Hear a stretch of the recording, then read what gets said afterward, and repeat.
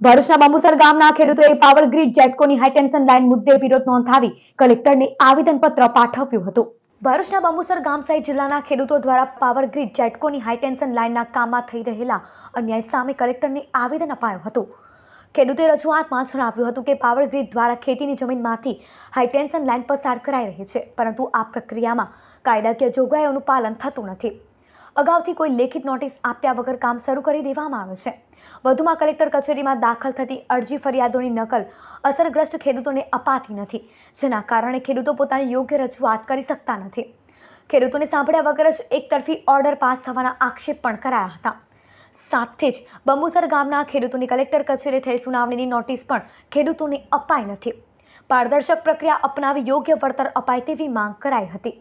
બંબુસર ગામ ખેતીની જમીન ધરાવું છું 113 સર્વે નંબરથી, જ્યાં ગેટકો કંપનીની વીજ કંપનીની લાઈન પસાર થવાની છે સાયખાથી જનોર।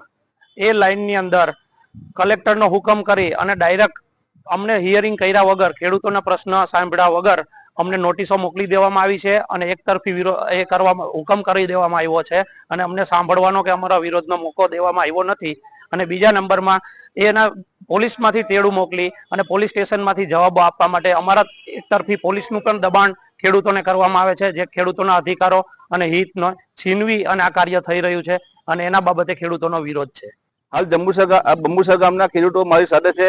તેમનો આક્ષેપ એવો છે કે 29/12/2025 ના રોજ ગેટકો કંપનીની સુનાવણી જિલ્લા કલેક્ટરશ્રીની અધ્યક્ષતામાં રાખવામાં આવી હતી। 16(1) ઓર્ડર માટે કંપનીએ અરજી આપેલી હતી અને એ સુનાવણીની નકલ, એ સુનાવણી નોટિસ ખેડૂતોને પાઠવવા વગર જિલ્લા કલેક્ટરશ્રી દ્વારા 16(1) ઓર્ડર કરી દેવામાં આવેલો છે, જે અમારા ખેડૂતોના સંવિધાનિક હકની વિરોધમાં છે।